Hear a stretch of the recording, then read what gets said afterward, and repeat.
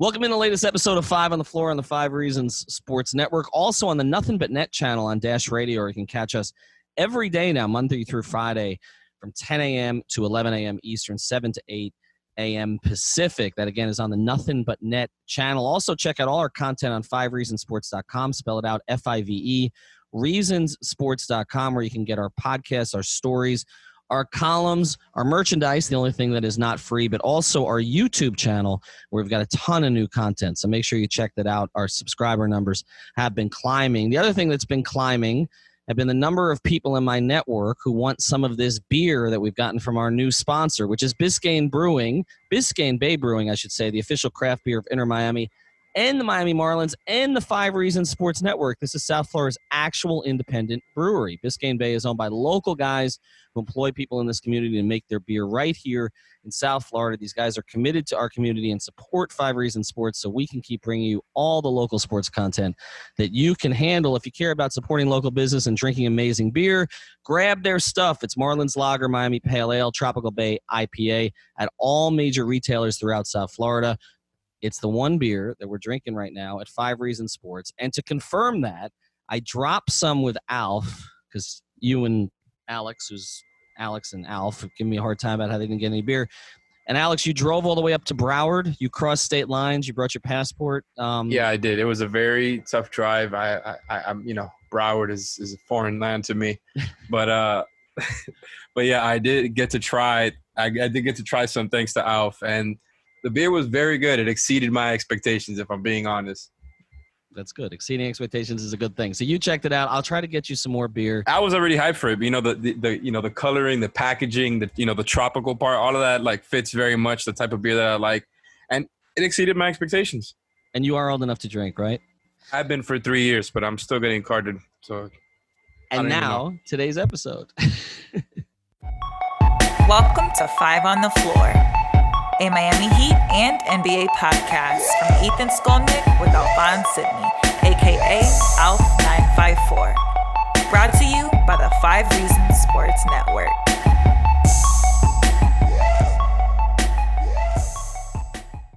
All right, Ethan Skolnick back on 5 on the Floor. As mentioned earlier, we've got Alex Toledo. We've also got Greg Sylvander, and we're going to get right into it. We're going to get into this new training camp that the Miami Heat are holding in Orlando. They got pushed back a little bit, couldn't practice as early as they wanted to.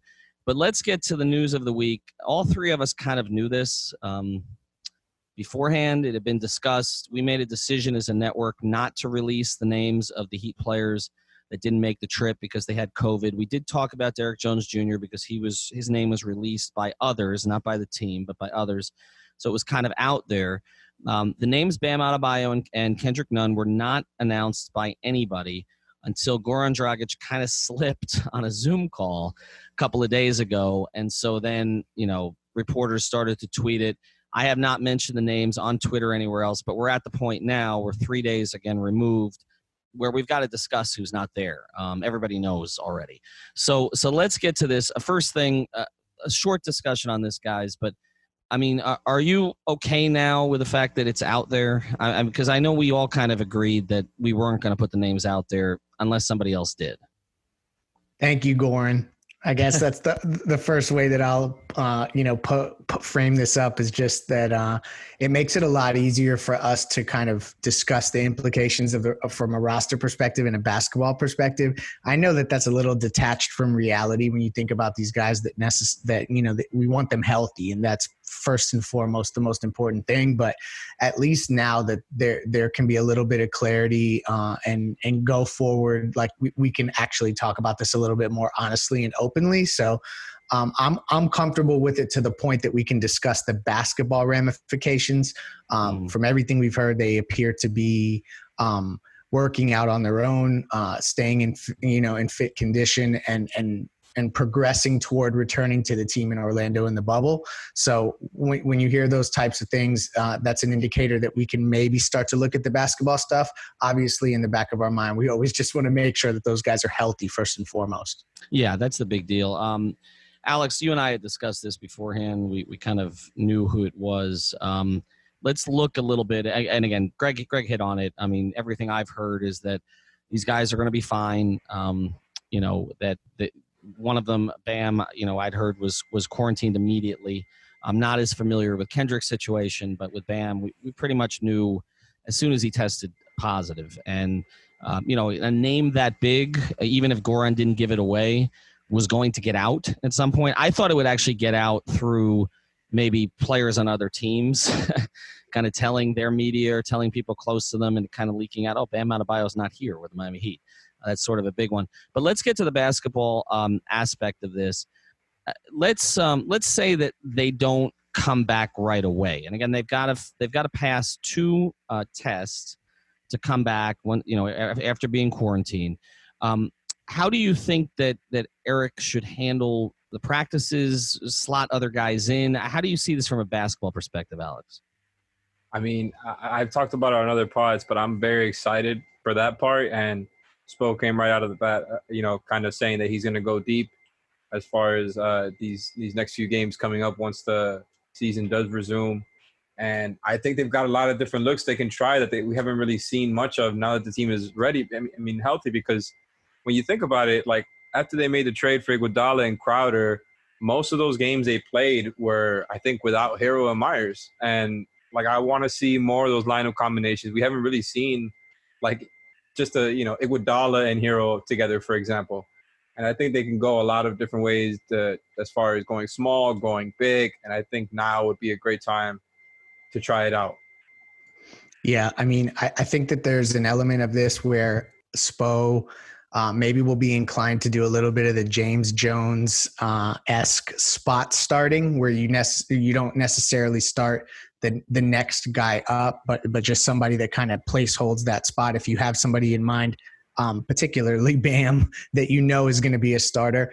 But I also think there's an element of this where there's an opportunity here to maybe in a more seamless fashion get Goran Dragic involved and from a starting lineup perspective.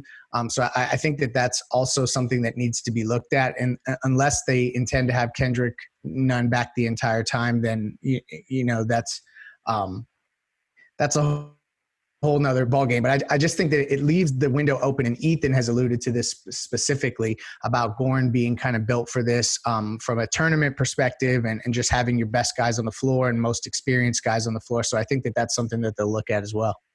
Yeah, I think so too. And again, we don't know when Kendrick's coming back or not coming back. I've actually felt that Kendrick would be one of the real, I guess, surprise stories again. I just thought he was going to get off to a great start in terms of, if you just look at the trajectory of the way his rookie season went. And I thought that having a couple of months where after he hit the wall a little bit to kind of rejuvenate himself, but, obviously he hasn't been able to be with the team, but he is working out on his own. And you're right. I do think that getting Goran incorporated in a big way. And I think one of the things we're seeing now, and I do want to talk about this after we get into a little bit more about Bam, one of the things we're seeing in a lot of the videos, other things that the team is putting out, is this kind of leadership, I would say, I don't know, trio or maybe even quartet if Andre Iguodala gets involved in it. But basically you see a lot of Haslam, Jimmy, and Goran together. And I asked Udonis about that, and he said, we're going to have to – Haslam was on a call. He said, we're going to have to sort of lead this group because they've got a lot of younger players. I do think Goran is somebody that they feel they can lean on. And so I do think he's going to get more reps, not just now, but I think even when Kendrick comes back. But let's get to Bam because this is a big concern for Heat fans, obviously. I mean, Bam is the future of the franchise in a lot of different ways. And I think the thing that freaks people out when they hear it's Bam, and we kind of touched on this, guys, on previous pods, but we didn't want to say who it was. But when I talked about, Chris Bosh and Alonzo Mourning and, your cornerstone bigs who had major health issues, the first thing I thought of when I got the word that Bam had tested positive was, oh, here we go again. It looks like it's nothing serious, but we don't know. I mean, Von Miller, was symptomatic, unlike what I heard Bam was, but Von Miller has having issues 4 or 5 months later. The great pass rusher in the NFL. I guess how great should the concern be here? And I mean, he's been on Twitter lately. So he's been a little bit more, I think, active once Goran released his name. But how did you view it when you heard it was Bam, Greg? I mean, I went to that same place. I think we all did, but it's just reassuring to know that all indications are that he should be back in time. So it's not the doom and gloom scenario. And essentially, the other part about Bam and the way they hit this roster is he's the heartbeat of this whole thing. He's what makes it go. I mean, I could use all the cliche phrases, the engine. So like there's a certain element of getting Bam back that is crucial for this to even be any semblance of a real run for the team, or even an evaluation period of how good this team can be. So they got to have Bam back in order to really do anything in this, revised season. So there's a basketball side of it that's super crucial to just everything that goes on. But I definitely went to that Alonzo Mourning place, the empty, where you feel that empty feeling in your stomach, and then again with Chris Bosh. But it looks like that's just, obviously something that we think about, but not something we need to worry about. Let me ask you this, Alex. If they didn't have Bam for any length of time, how would this team even adjust to it? Oh, man. I mean, if you're talking honestly, it's that it would be good. We're just talking about basketball, right? It would be good that, now they have to play some scrimmages in some games because it gives them time to buy while he's off. But at the end of the day, like if you're talking about a scenario where they're without him for the playoffs, and let's say they got to go up against the Sixers because that seems like the most likely outcome at this point, it's not looking very good for the Heat's chances. And I'm just going to – and that's just me being modest because I really like the matchup now compared to the beginning of the season. But that matchup without Bam, it's a very gloomy one to me. It does look like he's going to be back, so that's the good thing. All right, I want to get into some of the other players on the team and where they stand and some of the things Erik Spoelstra said this week. Before we do, though, I want to tell you about another great sponsor of the 5 Reasons Sports Network. This guy's been with us for a while now. That's Dr. Jonathan Chung at Keystone Chiropractic. Do you know that Florida is a no-fault state? That means if you're in an accident, no matter who's at fault, your insurance company is responsible for paying for your medical care. In Florida, you've got only 14 days after an accident to see a doctor to report an injury. After that time, you're responsible for your own medical bills. Make sure you get checked out by a licensed health professional if you suspect you got hurt, even if you think your injuries are minor. Get more health tips like this and more by following at Keystone Neuro. That's KeystonNeuro, or at Dr. Jonathan Chung on Twitter and Instagram. And again, the website is chiropractickeystone.com. All right, let's get to some of the other things that have been going on. If you're not familiar, the Heat have basically, along with other NBA teams, been making players available, 2 players a day in addition to Erik Spoelstra. That's the rule that the NBA came up with. They were also providing a bunch of content. The league is on a content site that we have access to at 5 Reasons. I know Greg has been putting up a bunch of those videos. I'm going to start putting up some as well. But I have had the opportunity to be on a couple of the calls with Erik Spoelstra lately. Alex has also. The thing that's come across to me, guys, more than anything, and then we'll get into some of the specific players, is just the general positivity he's got right now.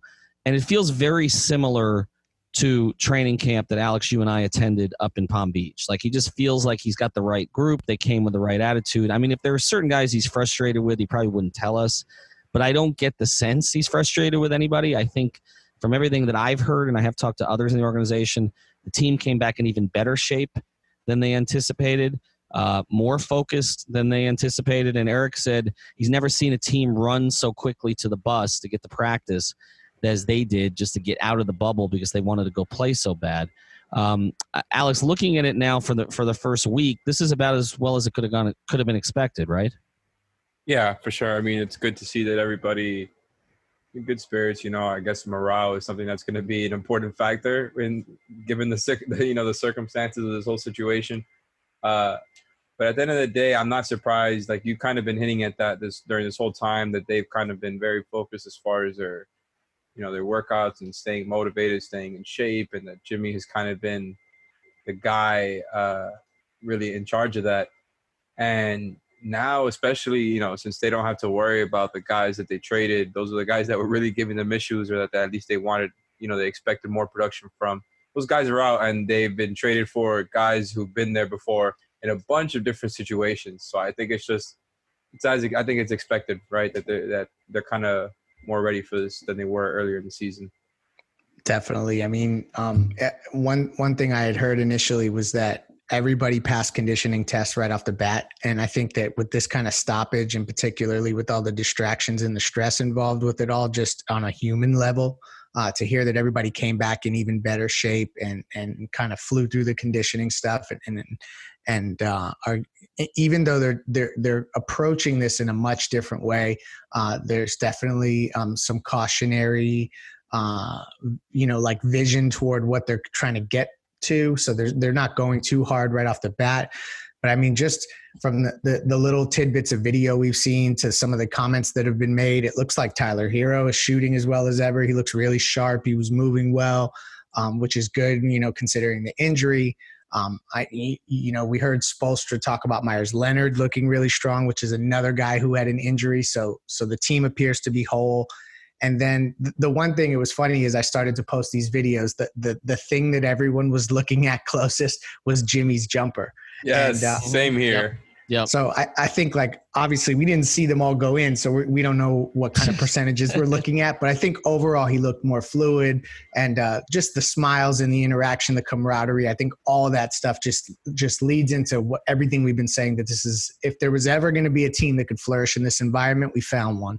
Well, and I think to add to that, they seem to be one of the few teams where nobody's bitching about anything, right? Like, you're hearing this stuff from other players, posting the photos of the food. Meanwhile, you got Meyers Leonard talking about how his brother had to go to Afghanistan, and this is nothing. In terms of what these guys are dealing with, and we're making millions of dollars. Andre Iguodala kind of said the same thing. I feel like there's a general professionalism on this team that has come across the entire year, but I actually think it's been added to by a couple of the acquisitions. So you already had a mature group, and now you've added Iguodala and Crowder, who've kind of been everywhere and seen it all. And so I just don't get a sense that there's going to be any screwing around from this group at all. And it is one of the reasons I liked them coming into this environment. And I also thought they needed they just needed to catch their breath after the trades, after some of the injuries, after not playing particularly well like the last month before the break that they weren't expecting. Like, I feel like they've come into this in a really good place, and nothing that's been said or done has taken away from that at all. In fact, all their comments are indicating that. I mean, Udonis Haslem said that, first day he basically said to them, have fun, appreciate this opportunity. But he said, my voice was loud. I'm going to get on people's asses if I have to. And I just think that's where they're at right now. So I did notice, Jimmy's jumper looks a little different, but I want to see it in games first. But the biggest thing to me that I thought was encouraging, other than Meyers being healthy, was that we've joked about it on Five on the Floor about Tyler Hero has kind of had his attentions elsewhere for the last month or two, but it didn't look that way when he was shooting. So if he needed to get his mind right after, kind of having some fun in games while, others may not have been during COVID, it seems like he's gotten it there. Well, and I think we all forget that when you're his age, you can kind of, you're a little bit more, you have mobility in that sense, and that you can kind of lock back in. And I know that there's obviously some elements to getting distracted when you're young as well and going down the wrong path. But I think also the resiliency to kind of just dive back in is probably underrated a little bit, particularly with the strength and conditioning programs that are in Miami. So it's great to see. And it also, there's a little bit of silliness in us discussing, like what these guys are going to look like after 3 practices. But ultimately, when it's all we have to go off of, and it has been something that fans have been talking about and thinking about, I think that it's all reassuring to see. I think the other thing about it, Alex, is, and Greg and I have talked about this a little, is I don't know necessarily that every team is going there with an expectation to win. You mentioned Indiana. Greg mentioned them a couple times, that the Pacers' kind of attitude is we just want to survive this thing. I sense that from some other teams too that are there. The teams that seem like they're on a business trip, or a lot of the social media that's come across, I mean, to a degree, Lakers because of LeBron, the Clippers, the Clippers for sure. I think Toronto, it's their own culture and their mentality, right? Yep. Boston, I don't know about. I don't know. They're so young in some places. I'm not sure. And and they don't have as much leadership as the Heat do in terms of having a bunch of veterans.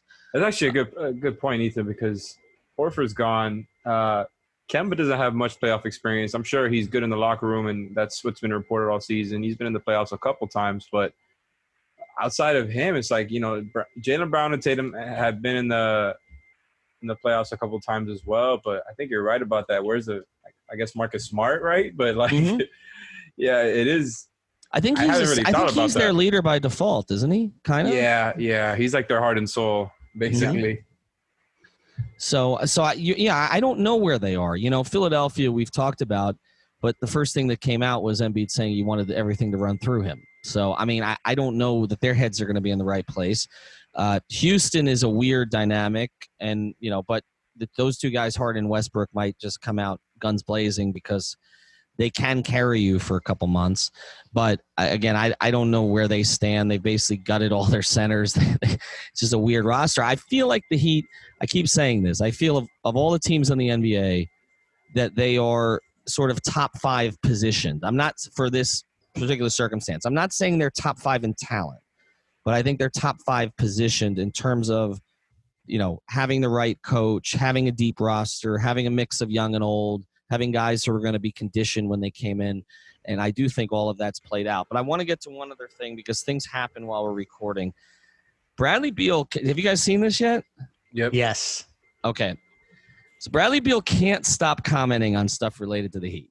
So Bradley Beal is not in Orlando, but Jay Crowder has been pretty active on social media the past couple days. And there's the Heat put out a tweet that says 99 problems being a boss ain't one, Heat culture. And it's a bunch of photos of Jay Crowder. And so Jay quote tweeted it, "We working Heat Nation, !" If you don't know, Jay only uses capital letters on Twitter. When he was on 5 on the Floor, he explained the reason for this. I'm going to let you guys find the episode so you can find out, because it was something I wanted to ask him. Bradley Beal then quote tweeted Jay Crowder, "Out there capping!" 2 exclamation points. Sorry the way I said that. I love this. You could find it at Real Deal Beal 23. Have they played together? No, right? Was Jay in Washington? Am I missing? Nope. I don't think so. It's just he can see that it's actually an organization that's taking this thing seriously and that's about winning, and guys come there and all of a sudden they're happy with their surroundings. And I think that stuff is easily seen from a distance, and there's no secret. I mean, whether it's Beal's jersey being worn by Bam, obviously there's a relationship there with Dwayne. I mean, Ethan, think back to Charlotte when we were at All-Star Weekend and there was that charity event that Dwayne was at. I mean, Bradley Beal was right behind him. They were lockstep. So, I mean, that he's in his ear. So it's pretty apparent that now you have Oladipo that's kind of eyeing Miami, Beal that's eyeing Miami, and that it's going to be interesting to see how this plays out. You think Donovan Mitchell's eyeing Miami? You got to like that there's like a bidding war, not a bidding war, but that there's rumors heating up for several different guys. I wonder if that affects any of their thinking on it. Like, if they don't, they're going to be patient. Yeah. If I don't do something about this, like if I'm really considering the Heat and like, let's say I'm Bradley Beal, you're like, okay, I'm going to wait a little while, see how it works next season with the Wizards. But all of a sudden all the Depot stuff starts heating up. Do you think that affects how Bradley Beal or Donovan Mitchell or somebody else that's really considering the Heat and how they go about it? It becomes interesting, I think. Do you think it affects Tyler Hero since they're all gunning for his job? I mean, you can only have so many All-Star 2 guards, right? I guess, and this is something I wanted to get into with you guys, and I was going to do it on another episode, but we might as well close this one with it, which is, do you think long-term, if you don't have to give him up, and I know Heat fans and fans all over are going to say, well, you would have to give him up in some of these circumstances, but if you didn't, could Hero and Oladipo play together as a starting backcourt? Oh, yeah. Absolutely. No doubt about that. Could Hero and Beal play together? That gets a little trickier. I think that they could.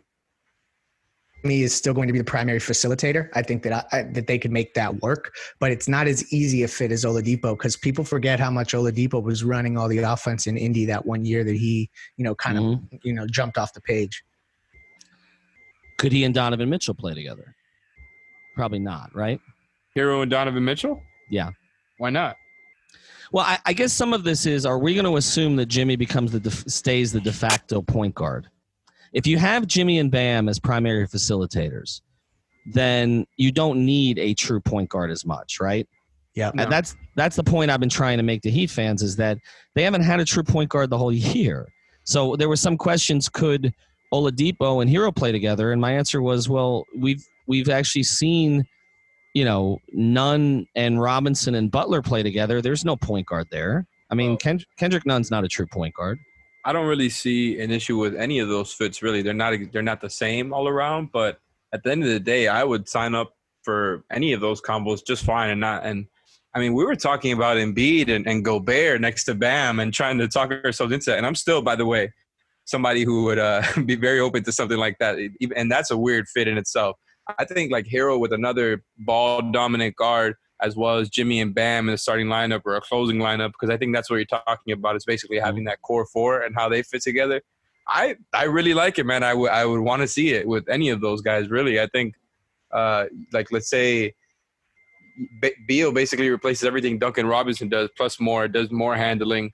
And maybe him and Oladipo obviously don't fit on the Heat in the same way, but I think all of those fits are pretty clean. They need another ball handler, another scorer, and they all come, different play styles. But I like the fit for all three of them. Well, and don't forget, Bam eventually is going to the evolution of Bam Adebayo is eventually he'll be the point forward of all this. So Jimmy can just naturally hand the keys off to Bam, and he can run all the offense, and that'll be a unicorn type scenario. But I think, part of the pitch to Jimmy was that he was going to get to run this thing. And there was even, talk about him being like the de facto point guard. And so that's not like just something that came out of nowhere or happened by accident. It's been very much by design. And I just think that opens up the ways that they can surround him, because if you got shooters and a good mix of guys, they can maybe do a little bit of stuff off the dribble, which all these guys can. And Hero is going to continue to develop too. I think we shouldn't discount that part of it, is that, what if he takes a Devin Booker type leap or something like that? So it's all good things. Yeah, and I don't think that there's a need for a traditional point guard as much in the league anymore, but particularly on this team. Particularly when you have they're better with Jimmy and Bam as their playmakers, and then let's say you added another one of these guys like that. They're all pretty good ball handlers, and Jimmy being a de facto point guard honestly makes even more sense when you're trying to talk in like, how these other guys might potentially fit, because Jimmy setting up a Donovan Mitchell or a Victor Oladipo or a Bradley Beal all of a sudden makes more sense to me than them just kind of taking turns trying to score the ball. Like, I think Jimmy and Bam would still be the facilitators in that situation and take pressure off of Mitchell and Beal, Oladipo, who are all, I think, more second-hand playmakers. I think Oladipo is probably the best, but all of those guys getting set up by Jimmy and Bam, to me, that sounds amazing. I did not expect to talk about Bradley Beal tonight, but he can't stay out of the Heat's DMs. It's hysterical to me. And you're right. I do think there's a little bit of a race right now between him and Oladipo. I mean, the Heat would prefer Beal, but that's more complicated. And to a certain degree, he took himself out of the equation for 2 years. But it's certainly something that we're gonna monitor. All right. Final thoughts here, and we're gonna have several episodes during the week, so we'll get into a whole bunch of different topics, including Bleacher Report putting 3 Heat players in its top 100, which one of them was a bit of a surprise. But the other thing I wanted to touch on real quick here was Meyers Leonard, because Meyers has been so out there in a lot of different ways, social media, but also he's talked to the media now twice in about 5 or 6 days, and I think it's getting more of a spotlight about how important he was to the team, because their numbers were totally different when he went out. But we've talked a little bit about the starting lineup, and I actually asked him on one of the calls, do you think, you guys will sort of hit the ground running with the same lineup you had before? And he said, I'm going to have to earn my spot again. Do you see it, provided again that Bam is back in the next week, which we're anticipating? Do you anticipate any scenario where Meyers does not start, as long as his health progresses the way it has? No.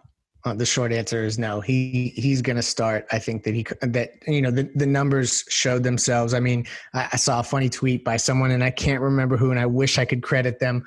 It looked like the Heat's record without Meyers was 7-9, and they said, "Look, the Heat without Meyers Leonard are the Dolphins," and that made me laugh out loud. I wish I could credit the person right now. I'll try to follow that up, but ultimately, he plays his role exactly the way they need him to. He's max effort every minute he's out there, which we know from the Joel Anthony days that how much that matters. So I do think there's certain matchups that they're going to have to evaluate going small. Alex and I were actually talking earlier about Boston and how that would work out, and maybe Meyers would need to maybe take a little bit of a backseat in certain matchup scenarios. But ultimately, I think he's the starting center going forward. Yeah, I'm in the same place as Leif there. I expect him to come out as a starting big again. I think the lineup just makes a lot of sense because he is excellent following that little drop scheme, I think is just the way that they call it. And he's perfect in that. I think he's really good at recognizing when to drop back and when to go and help on somebody else. And it makes the job easier for him. And something that we were talking about earlier, like Leif mentioned with the Celtics or another team where it might be harder on him. Like let's say the Raptors or the Bucks, some of these elite teams that have guys that can pull up. And I think they can go to zone and really that would help Meyers out as well because he doesn't have to worry about guarding somebody one-on-one. Can say a Kemba Walker drives by somebody else, he can come and help on that. You get what I'm saying? Like, so that he doesn't have too much pressure to kind of help on a pick and roll and then eventually get dusted up by Kemba at the top of the key. I think there's a lot of different things they can do, and I think Meyers is just a great fit next to Bam, next to Jimmy, and that starting lineup just is a great fit overall. However, I can't wait to see all the different lineups that Spo is going to try out there. I want to see them go small a little more just because we didn't get enough of it before the season shut down. And I think Meyers is going to fit in regardless. I think there's no way he's not part of that 9-man rotation once it does. Well, the fact that you mentioned rotation is a good place to end this because the big controversy with Heat Twitter over the past, the past 3 weeks is how many players are in a rotation. In other words, if you call a player a rotation player, does that mean they can't be a starter? Because that's what threw everybody. And I want to be clear on this. I'm not the person who did this. There were a couple of media members who, to try to hide, who this was, who the two players were, called them rotation players. And then there's a bunch of Heat fans that were upset because they were saying when they found out who they were, because they feel like they were duped because they were saying that's so dumb. If they're rotation players, they couldn't be starters. But as you said, Spo playing a 9-man rotation is including the starters. Starters are rotation players. It was just the whole point is to be broad and vague. Yeah, right, exactly. They're not trying to make it easy for you to narrow it down. Well, the other thing is that the Heat put out those videos where they basically had almost everybody on the team getting on the bus, and it was like, okay, guys, are you going to basically put 15 players on there until we figure out? You think they wouldn't be putting up pictures of Bam? Right. Right. Exactly. He'd be leading the images. And shout out to CPO tweet stuff because that's the one who made the Dolphins tweet. And I want to give him his credit. Had to get that in. All right, there you go. 7-9 Dolphins. All right, more episodes coming up this week. Again, check out chiropractickeystone.com. Also, check out Biscayne Bay Brewing. We're going to be running a bunch of events with them when we can. We're planning on watch parties, all that good stuff, although probably wait till COVID passes for that. Alex, I'll get you more beer. If you come across county lines again, I'll make sure, bring the passport, and I'll make sure you bring some beer back with you. Check out 5reasonsports.com. We'll talk to you soon. Thank you for listening to the 5 on the Floor on the 5 Reasons Sports Network.